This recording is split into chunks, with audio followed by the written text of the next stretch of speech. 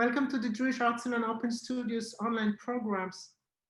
We will be presenting 1-hour programs with 2 to 4 artists once or twice a month into spring 2021.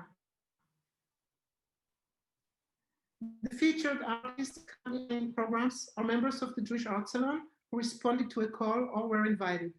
The next December 15 Eastern Time, we will announce the artist presenters.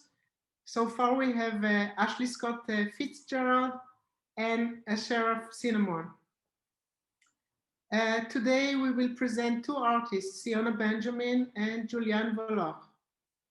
Siona Benjamin is a painter from Mumbai, India, now living in the US.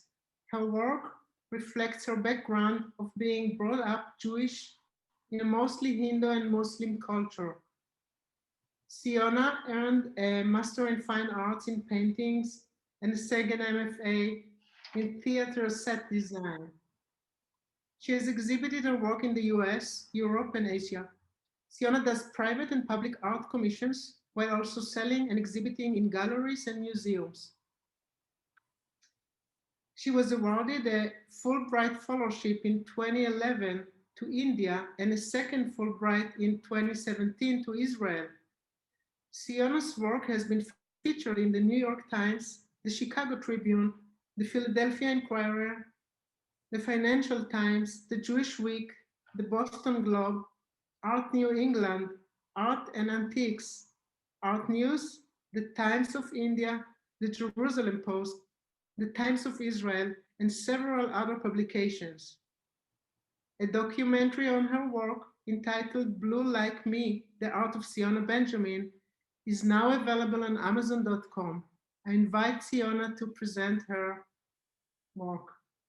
And Siona, before you begin to introduce your short film, I would just like to jump in and invite everyone to put questions for Siona in the chat. And then when we continue with Julian, I also will ask you to continue with your questions and I will moderate a discussion. After Julian's presentation, we will hopefully have time for follow-up questions, not only for him, but also for both the artists. So I'm going to queue up your film, Siona, and would you please introduce it? Sure. Hi, everyone. Thank you, Jewish Art Salon. My Jewish Art Salon is like a family to me now. Thank you, Judith and Dorit, and of course, Yona and Cheselyn and Chana and everybody. Thank you for inviting me. It's been a wonderful journey with the Jewish Art Salon. And what I thought I would do today is something different because I normally do the full PowerPoint presentation. The Montclair Art Museum earlier this summer did a 12-minute film, and the 12-minute film was very well edited. So I thought I would show that film because it's something unique and different, talking about what I'm doing right now in the pandemic time. And after that, I'll do 6 minutes of just a short PowerPoint showing you the results of what was done, what was happening in the summer. So you can see some of the results of the projects that I've been doing. So roll it, Judith. Thank you. My name is Siona Benjamin, and I am an artist living and working in Montclair, New Jersey. I am invited to share my studio and my art with you today, and I'd like to start by telling you a little bit about my work. I am a transcultural artist. I have lived in Montclair since 2002, and I've lived in the United States. Sorry, it's not syncing 33 correctly. years. I came here for graduate studies, and I stayed since. I have been brought up in India in a predominantly Hindu-Muslim society.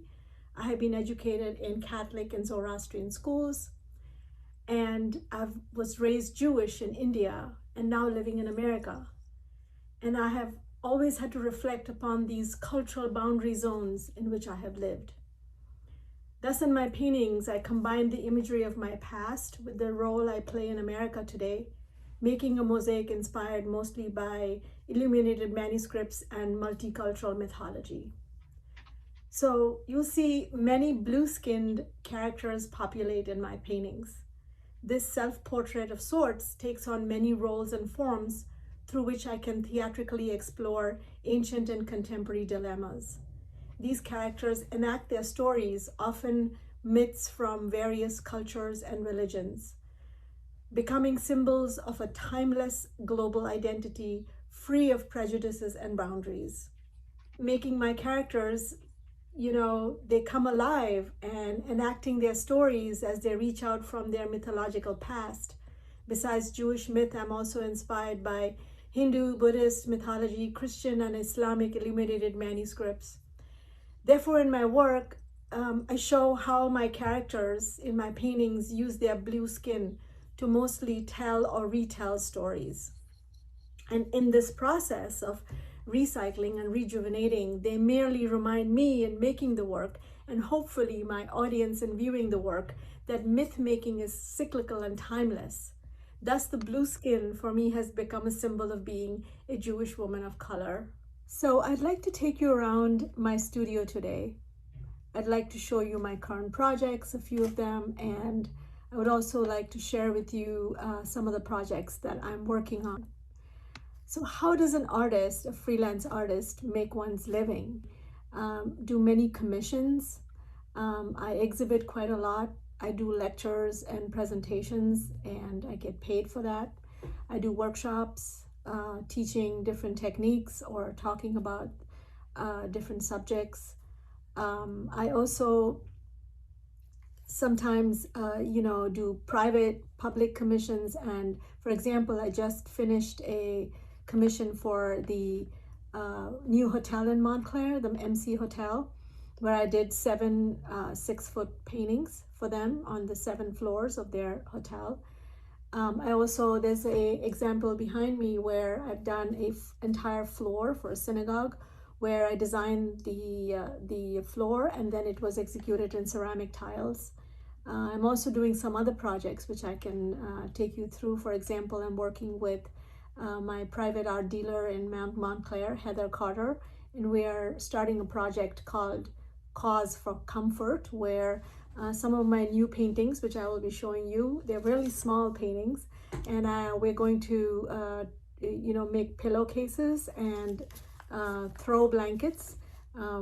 It's going to be made in India by my shawl manufacturer there, because I also have a business in silk shawls and yoga mats. Also, we'll be giving a part of the proceeds to a pandemic cause. So besides this, I also will share with you, I'm currently doing a book with a professor at Georgetown University, Professor Ori Soltis, and it's called Growing Up Jewish in India, From the Bene Israel to the Art of Siona Benjamin. I've been working on a series titled Exodus, I See Myself in You. Based on the inspiration and concepts of exploring paradise, or Pardes in Hebrew and Jannat in Urdu Arabic, I have created a series of works which discusses and questions what is the quest for paradise. Recent history and news has made me question why we all as human beings seek and strive for perfection in paradise. At what cost do we want to attain it? And why do we seek that ultimate perfect home? Looking at the thousands of images that flood the news today of people who are displaced from their homes, these refugees roaming the world are in their constant search for their lost paradise and their quest for a new one.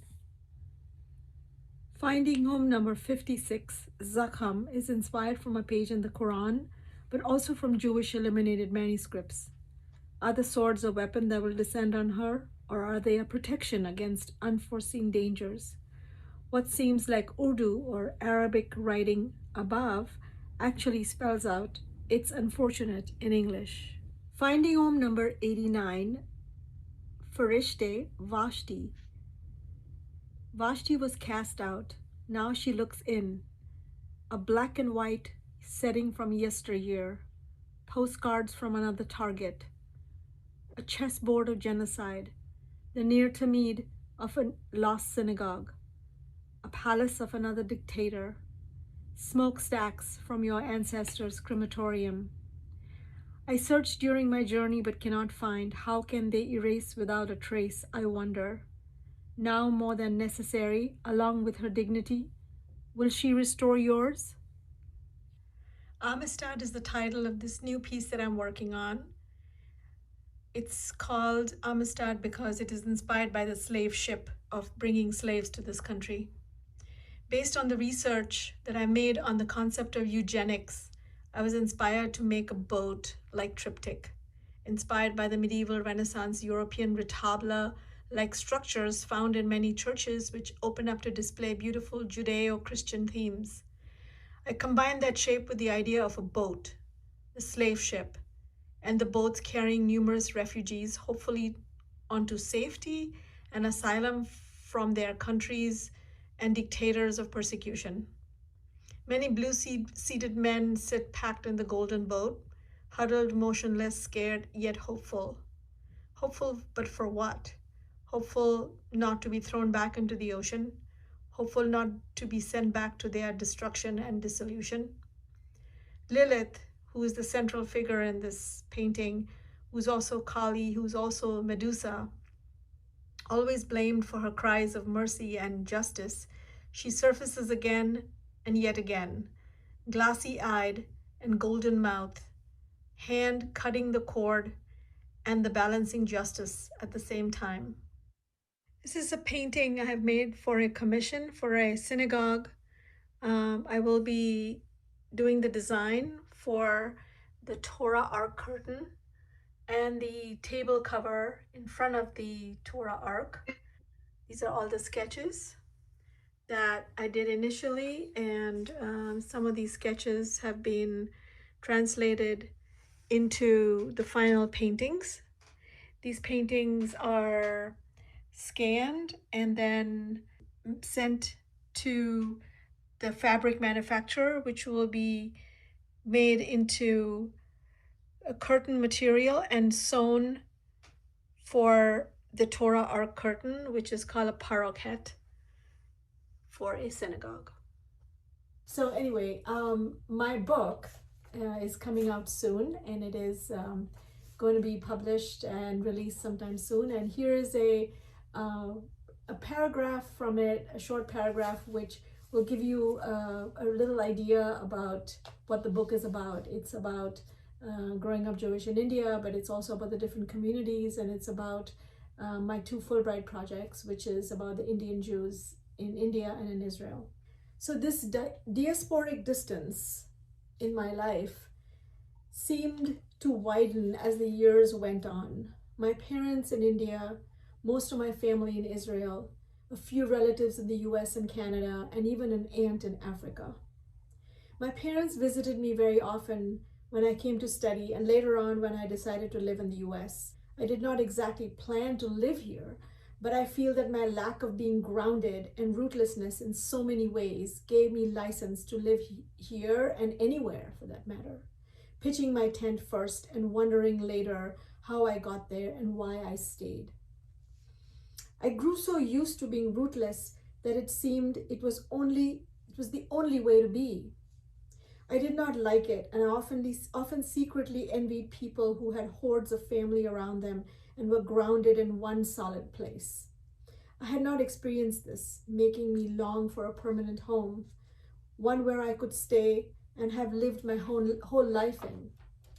Later in my life, I did learn the true meaning of making all these transcultural friends who became my family in so many ways. This rootlessness taught me to absorb and search for diversity and uniqueness, and I realized that I often felt bored when put in a homogeneous situations. This diasporic, almost schizophrenic life became gradually alluring and inviting, and I grew to like it, to love it actually, thus always seeking something different from what or where I was. Now I realize that seeking something different was seeded in me from the very beginning, that diversity was already in my childhood home. I have known no other way, and I have known no other kind of life. I'd like to conclude by saying that in this time of uncertainty, one does not really know the answers. But magically, when I paint, all my worries seem to melt away and the flow of creativity takes over. It's this creativity that saves us artists, I believe, every single time. I'm trying my best to learn new ways to overcome old ways and old methods of doing things, as change is inevitable and we are all in flux. But I do believe in the power of art to be able to make change in this world possible. I believe the power of art will sustain and will remain as it always has. I'd like to thank the Montclair Art Museum for inviting me to do this video and to share my art. I am really thankful to be in this beautiful, thriving community of Montclair.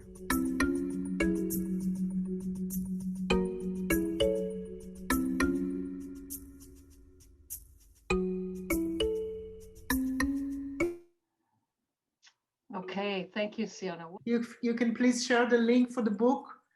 Somebody asked for it on the chat. Yes, I will definitely do that.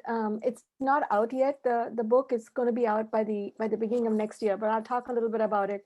So I have 6 minutes. I'm going to set a timer so I don't go over 6 minutes because I want to be conscious of the time to give Julian enough time. So I'm going to share my screen now and show you some results of what it was shown in the videos and what some of the projects that have come into fruition.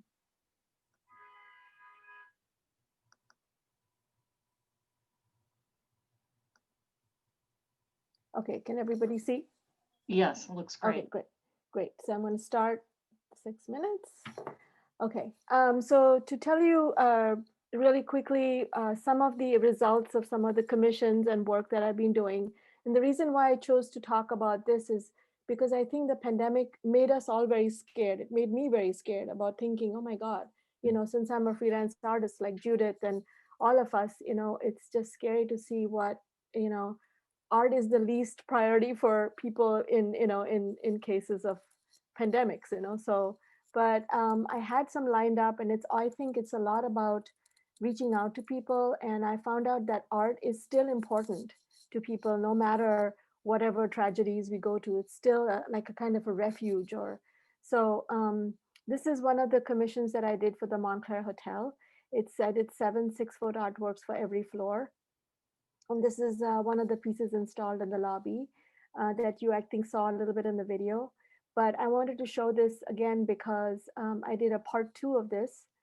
Oh, wait, actually, I'll show you I'm going to show that later. This is the other commission that I talked about also in the video for the synagogue. So this is the final painting that I did. And the process is what I wanted to share. So the painting is done on a wooden board, and then it is scanned. And once it is scanned, then it is sent off to my printers, either in India, or in this case, I did it with a printer in San Francisco. And they printed the painting onto wonderful fabric, and it was sewn with velvet backing, and it became the parochet, or the Torah art curtain, and the amud, or the table cover for the synagogue. And the synagogue, you know, loves it, and they're thinking of doing a second project, which I hope to involve Judith with. So this is what the synagogue looks like. The parochet looks like from this. It's added a blast of color, and the parochet was actually about the story of Joseph. So they had murals on either side about the 12 tribes, but they didn't have anything about Joseph. So they decided to do the curtain about Joseph. And we, you know, the rabbi and me, we did a little midrash study, and we came up with all the symbols about Joseph, and that's what comprises this curtain. The second, another project was for a hotel. These are 2 murals. One was 22 feet by 6 feet, and the other one was 18 feet diameter. The 22 feet mural was one of my paintings, which was converted into dye bond, which is a material used for road signs. And also the 18-foot mural was done in dye bond. The 18-foot mural was done in collaboration with Yona Verwer. We invited her to, so the center part, the sky is done by Yona, and the border around it is done by me. So it was, so this is what the mural looks like installed on the side of the hotel. This is one of the murals. Again, it is waterproof and rainproof, and it's not ceramics, but it is a like a material called dye bond. And here's the mural done with Yona and the center rotunda of the hotel. It was very fun to work with her, and as always, and we had a blast. So this is one other project. Um, this is the Amistad project. In between my commissions, I want to do my work, my own work. So like I'm doing a illustration for a children's book right now. So whenever there's downtime, I tend to do some of my own work so I can continue my own work. This is the Amistad project that I talked about, and it's about the slave ship. And these are the, I had done 3D printing of these seated men to show them packed in a boat. And that's what it kind of looks like now. I still haven't finished it. I still have to work on several parts of it, but it's getting closer and closer. I also have to paint the outside of the triptych because this 3D triptych closes like a retable. So that's one project which I'm doing right now of my own. This is not a commission, but I hope it sells. This is another project that I did, which is called Circle of Introspection series. These are positive mandalas done in response to the negative circular COVID virus. So I thought the circular COVID virus was this menacing kind of awful looking kind of creature. And so I looked into the Islamic mandalas that I had studied. And I've done a series of 4 so far. They were very meditative and calming to work on during this sort of trying time and in between my commissions. So I've done 4 so far, and it's called the Circle of Introspection series. And I've incorporated my blue character in there also. They, like I said, they were really, really fun to do. So here's something that one of my own projects. And right now I'm doing a children's book illustration commission it's a Jewish children's book. It is about the story of Hava and Nagila. And they have made Hava into a character, and it's going to be, the publisher is in Seattle, the designer is in Spain, the author is in Canada, and I'm in New Jersey. So we have interesting Zoom sessions where we all have to find the right time for all of these countries to meet together. But it's been really fun so far, and a lot of work. Okay, my timer is off, so I better go quickly. This is the book, the cover of the book that's coming up, which you saw in the video. It should be out by early next year, latest by February, March. This is another book that just is coming out. The CRC Floor that I talked about in the video has published a book called the Zodiac Floor, and that should be available on their website sometime soon for purchase. This is another book that just came out by the same publishers, and this is interesting because it is a creative inspiration book for young adults. So they interviewed several artists, filmmakers, chefs in the Jewish background, and we talk about how to inspire young children or young adults to find their voice in how to find a career in the arts. So it's a very unique and different book that I got included in. I do collaborations with dancers. This is at the hotel. They invited me to bring 4 of my dancers for the opening of the hotel. Again, they're personalized from the blue characters in my work, and they are theatrical, and they dance out parts of my paintings. This is another thing which I wanted to include, is that how do you make art accessible to people who are not wealthy? So those who cannot buy expensive paintings, they can buy a $65 shawl or a $100 yoga mat. And I think that is really important, that where an artist can make a living, but also you can make it accessible to a lot more people and a lot of different stratas. These are my yoga mats with my, my daughter modeling for free for me. So these are my yoga mats. I have a separate website called Blue Like Me. This is the Cause for Comfort. This is another project which I did with my art dealer. It's very wonderful because we've included the Montclair Art Museum, Repair the World, which is an organization in New York City, and ECAL, which is an organization in India. And we give percentages of the sales of these products to these corporations, to these venues. So this way it's a win-win for all, and they publicize it, and The artist and the agent earns the living, but also the venue gets something in return. And last of all, here's my 2 websites.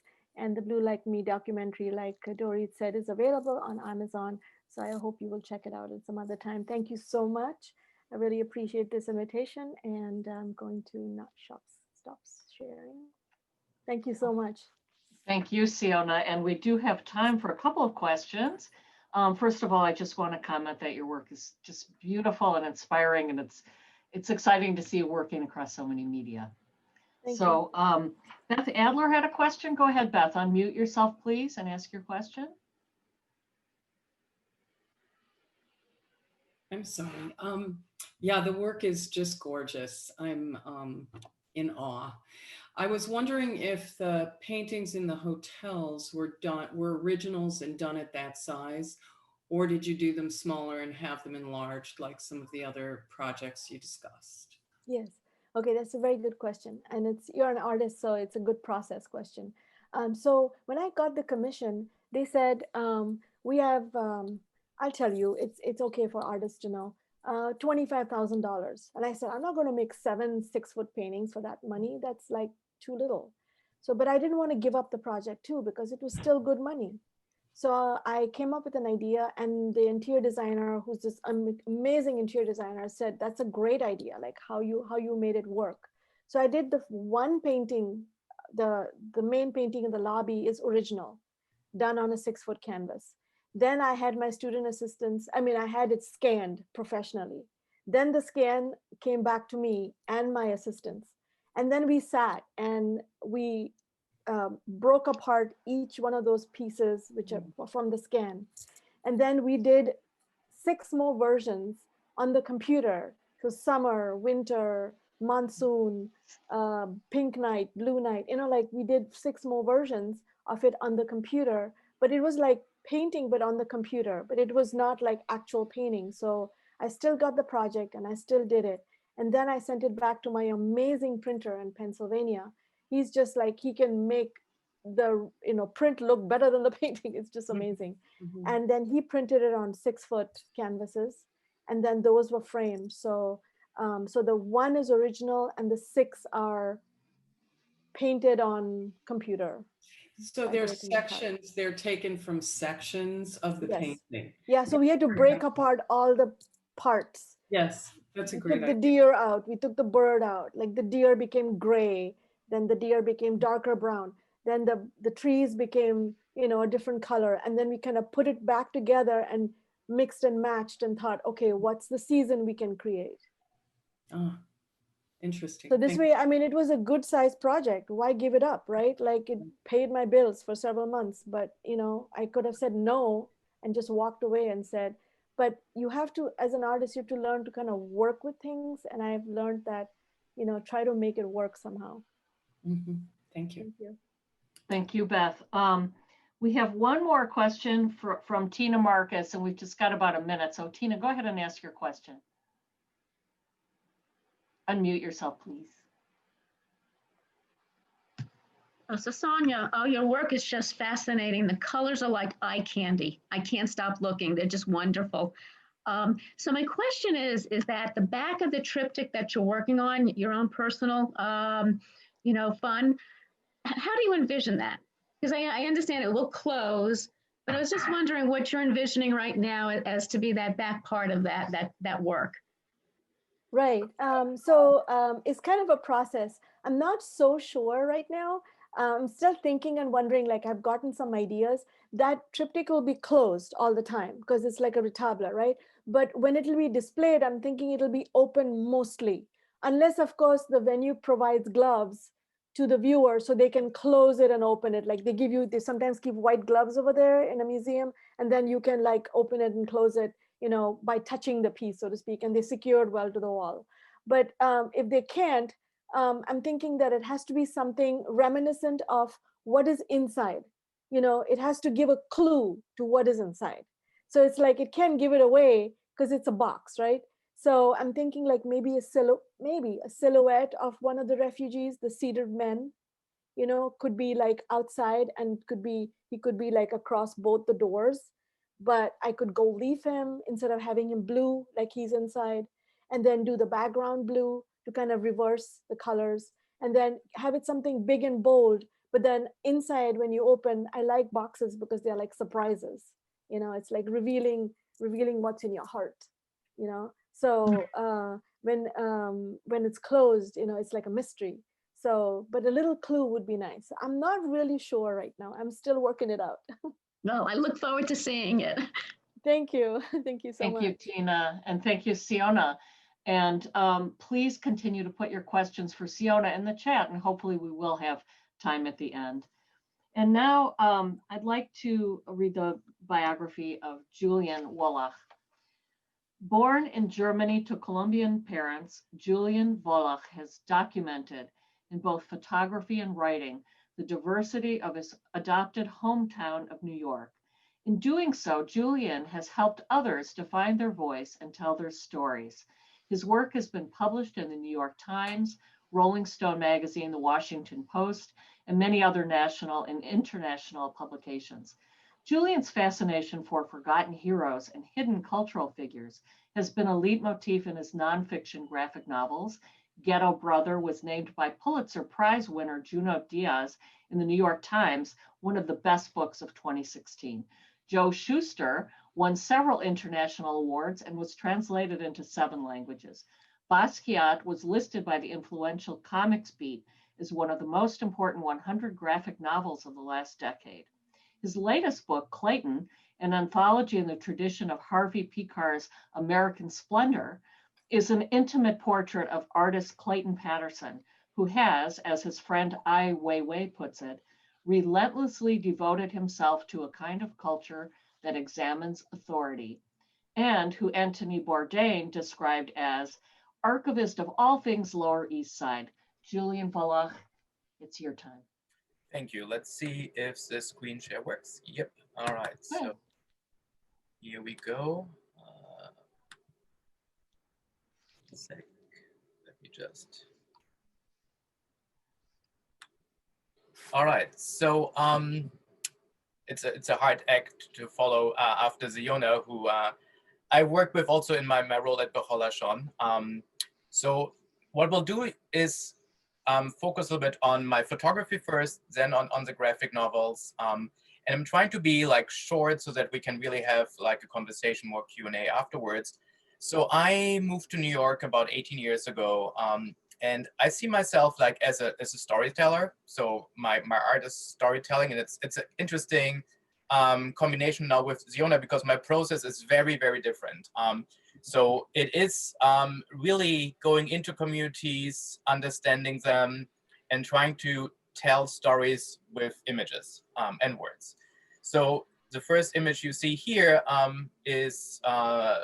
was a cover of a book on Jewish New York, and it describes, very much. I mean, you see New York in the background, obviously the Empire State Building, the Star of David. It was taken on a rooftop of an abandoned synagogue in Brooklyn.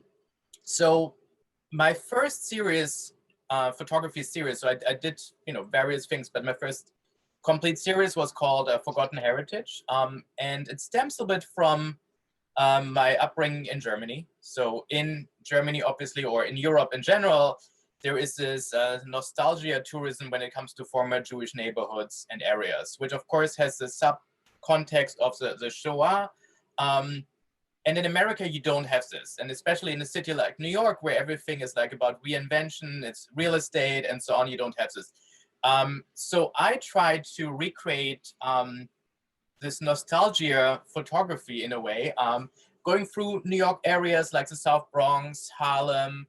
This picture here is taken in Chinatown, where you actually find the oldest Jewish cemetery of North America, on the congregation Shearit Israel. And so it was in a way like a scavenger hunt through New York that I did for 5 years, visiting and revisiting areas and trying to document Jewish heritage sites. Here we have a picture from the Bronx. This building actually is now, was now converted into condos again, but it was at that time when I photographed it, probably 2005, abandoned. It was a former Hebrew Institute of University Heights. Here we're in Staten Island, and here in the Lower East Side. And the Lower East Side is the only area where I say there is an exception to the rule, because the Lower East Side, of course, has so much to do with American Jewish identities that it's the only area where there is this, or at least was for a while, this nostalgia tourism. This is actually a photograph from a now Hispanic radio station and Pentecostal. And so, yeah, here we see the cross just nailed on top of a window with a Star of David. And these are images that, of course, you could have seen, like, in Hungary and Poland and so on, but they're really here in the heart of the largest Jewish diaspora in the world. I also photographed synagogues. This is Bet HaMidrash Hagadol. And interesting with this synagogue, I mean, it doesn't exist anymore. Actually, the building collapsed, I think, 2 years ago. But the murals here in this synagogue were interesting because normally Jerusalem was depicted on walls, but here the murals actually depicted Tel Aviv, Yafo. The murals were created in a time pre-existing of the state of Israel, where the Zionist movement was represented in the art.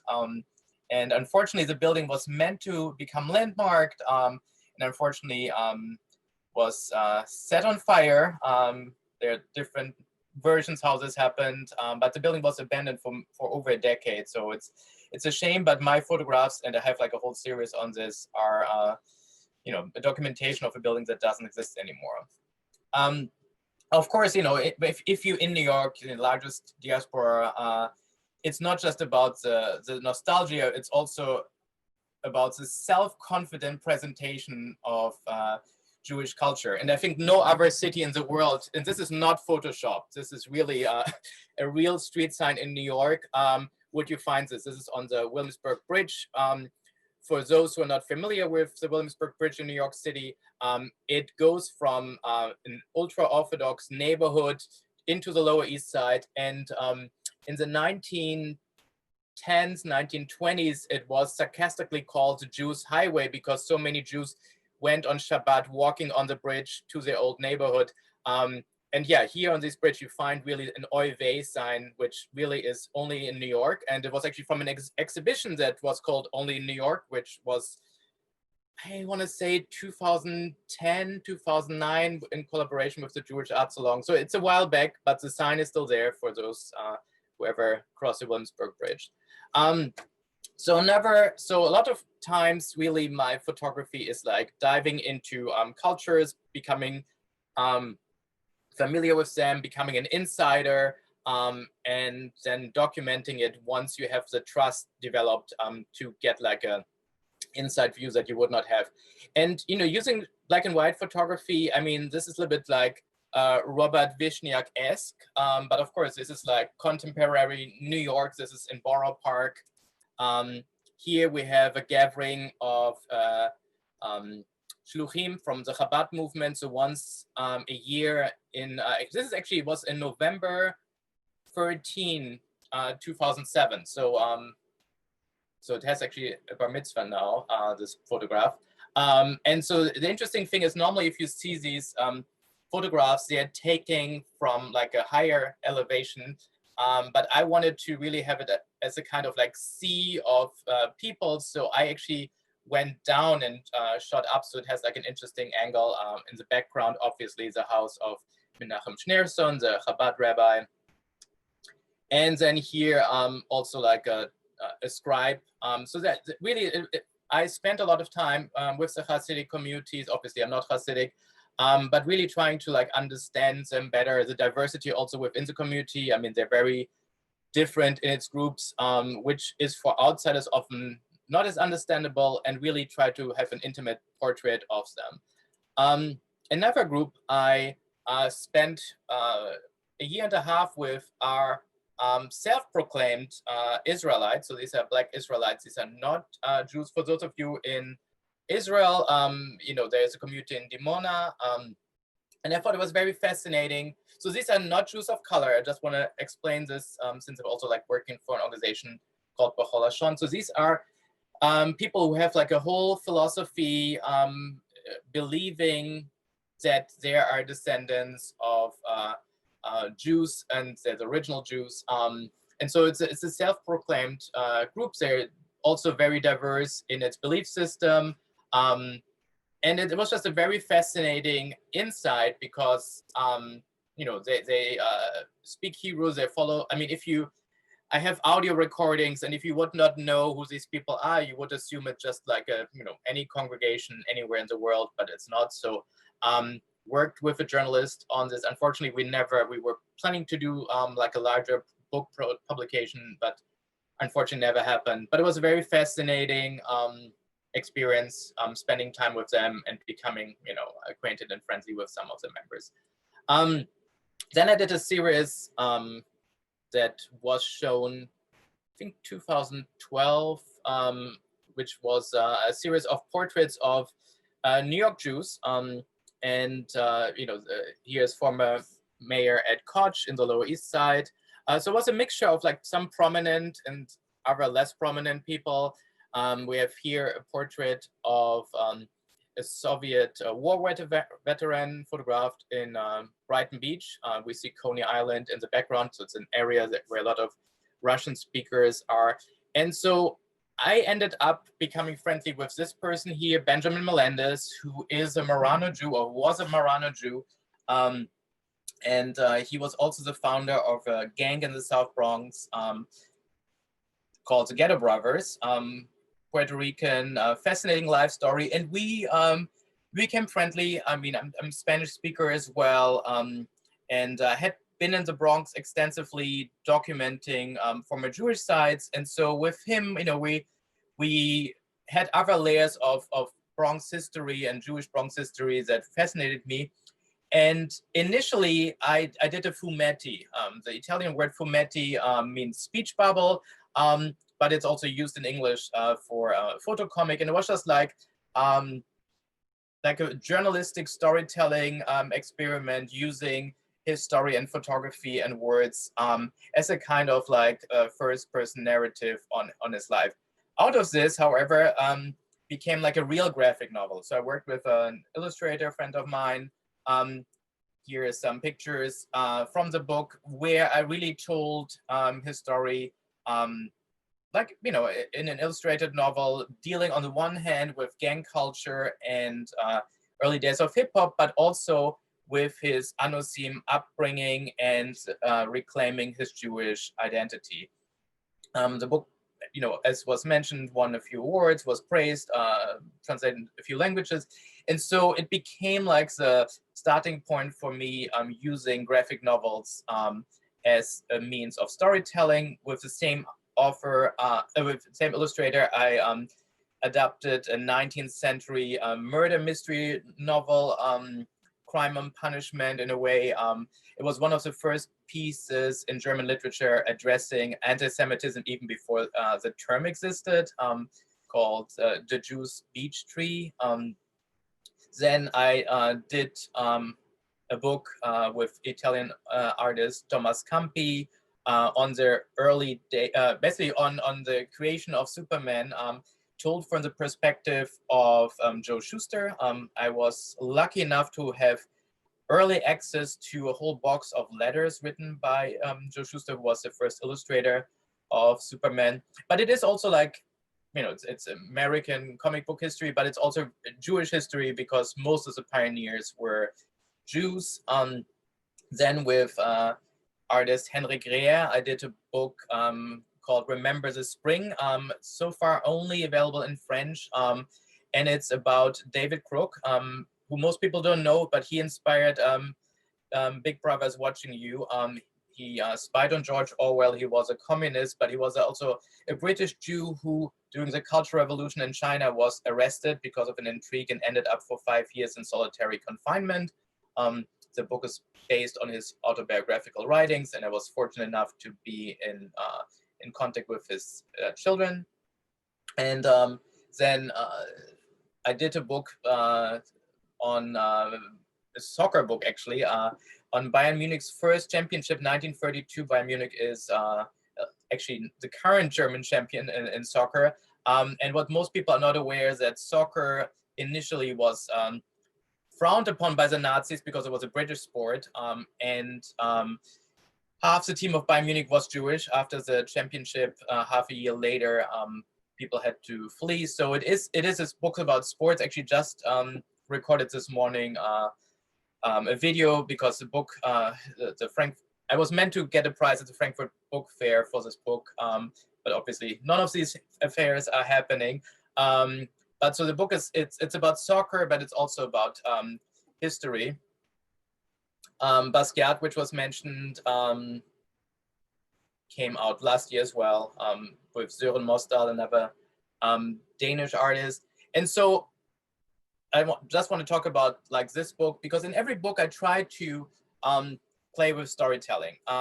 There is actually, if you have the cover of this book, there is an app at Artivive where if you look at the cover with this app open, you can actually see a video of Clayton Patterson. So Clayton Patterson is a videographer and photographer, and I wanted to honor his identity, legacy, and as an artist. And so we built in this video that was recorded pre-pandemic that you can see with the app. And again, I'm using the fumetti style for the opening. So the framing device is the story of a journalist played by a friend of mine, Sean Cathedral, who interviews Clayton Patterson on the Lower East Side. So, and using a fumetti style again is honoring his legacy as a photographer. He's a well-known photographer on the Lower East Side, but also his experiences on the Lower East Side are very diverse. So we used a bit like in American Splendor, the idea of having different artists illustrating different scenes or aspects of his life. So illustrating the diversity of his experiences also in the illustrations. You have 3 examples. This artist, Chris Wilson, actually imitates the Robert Crumb style that you find also in the American Splendor books. And Summer McClinton, who worked with Harvey Pekar, used like a very realistic style based on photography, and also incorporating some of the photographs. With this, I'm actually stopping the share. So since the idea is to talk about like the pandemic, so this book obviously was done pre-pandemic, but you know, once the pandemic hit, it was really a challenge to even like promote the book. I mean, everything. I mean, the whole idea of how you would work in this was a big challenge. So we moved a lot to Zoom presentations and so on. But I have to say the pandemic, like for so many people, became a big challenge because it's just not the same. And in book presentation, I mean, we had things lined up with New York Public Library and so on, just didn't work.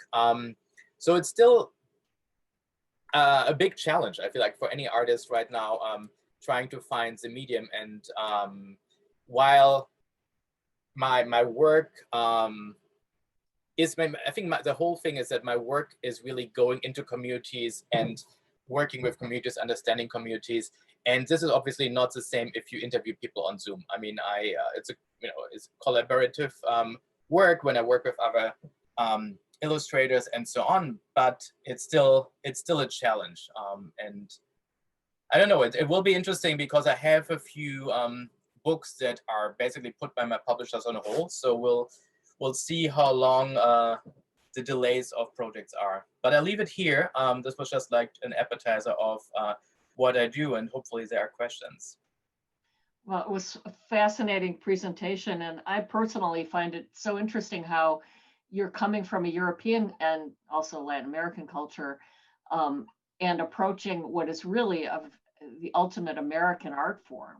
And I love how you bring your perspective to that, and just the range and the array of how you're bringing in all these different graphic styles.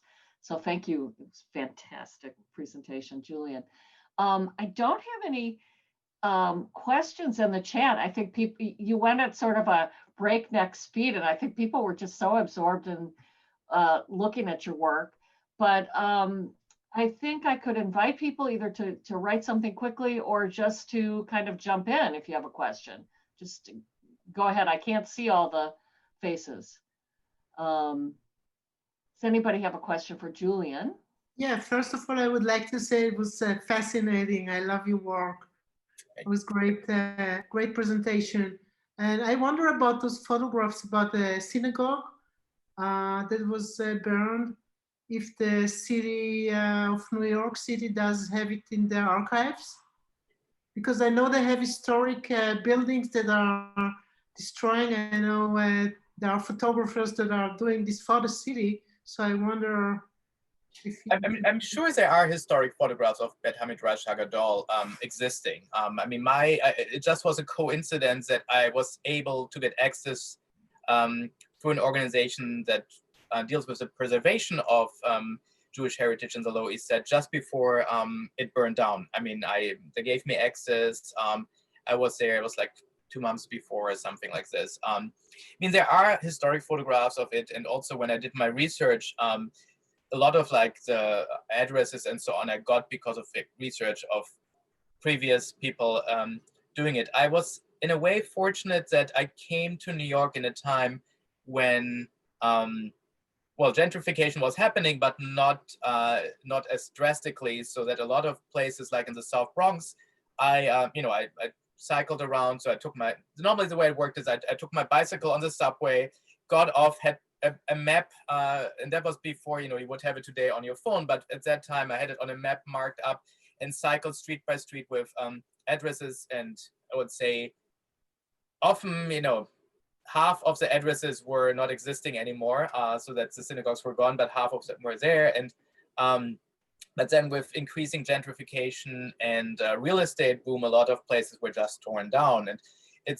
I think the contrast here to in Europe would be, or I guess anywhere outside of New York, any of these buildings would be preserved or landmarked for historic value. But in New York City, that is not the case. And with this building that burned down, there was an interesting dispute because some of the members in the congregation wanted to preserve the building because of its historic value.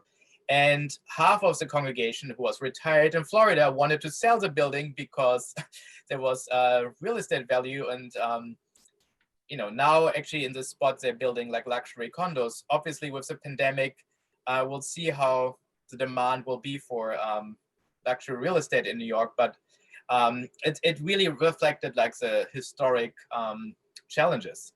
And because I was there in this time where, a lot of things were still there. Harlem, for instance, I mean, I photographed a lot in Harlem, and I would say 70% of the buildings I photographed were gone because Harlem became like a hot real estate area. I actually went, so I gave also for a while, like walking tours of neighborhoods. And I remember that this Harlem tour, I went with actually 2 Israeli investors and who were like taking notes and so on. And they purchased like an area, and there were like 2 synagogues that were basically torn down by them to create luxury living opportunities there. So, well, thank you, Julian.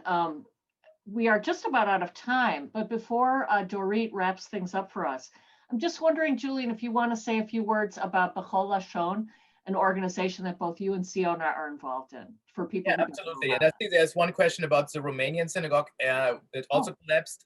And yes, I have photographs of it. And yes, also the Fordham Road East, which is a Mercado synagogue. Carol asked, I have also photographs of this one.